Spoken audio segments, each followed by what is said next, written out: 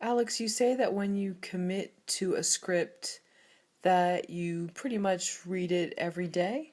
Yeah. What are you doing every day with that script? How are you digesting it? How are you processing it? Um,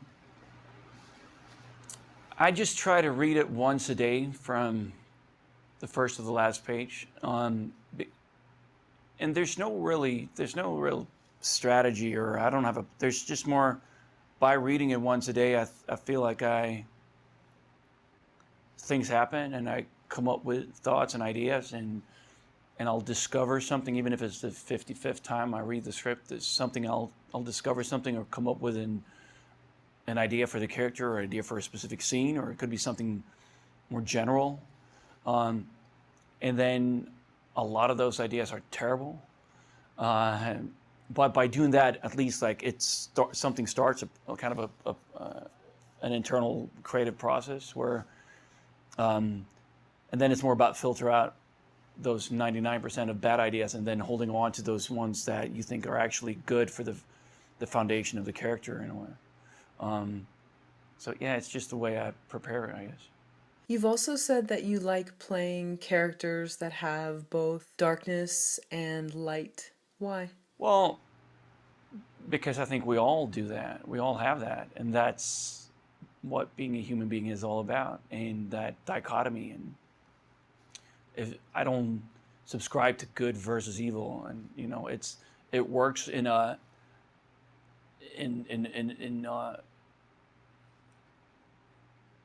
if it's like it just becomes very kind of,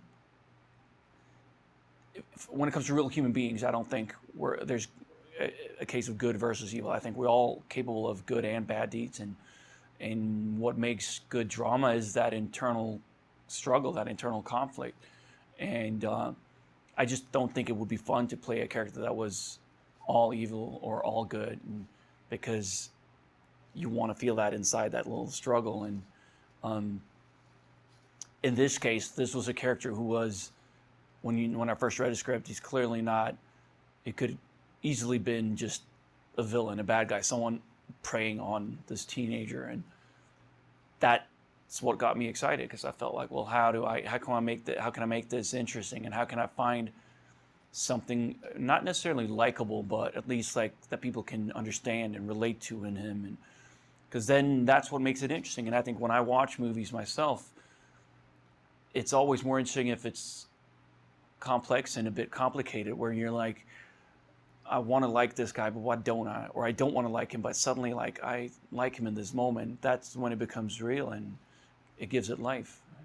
Minnie and Monroe seem simpatico, even though there's a 20-year age difference. How are they similar? Well, I think that was the next step when I felt like, well, he's, without condoning what he does, he's, how can I make him real, and how can I give it depth?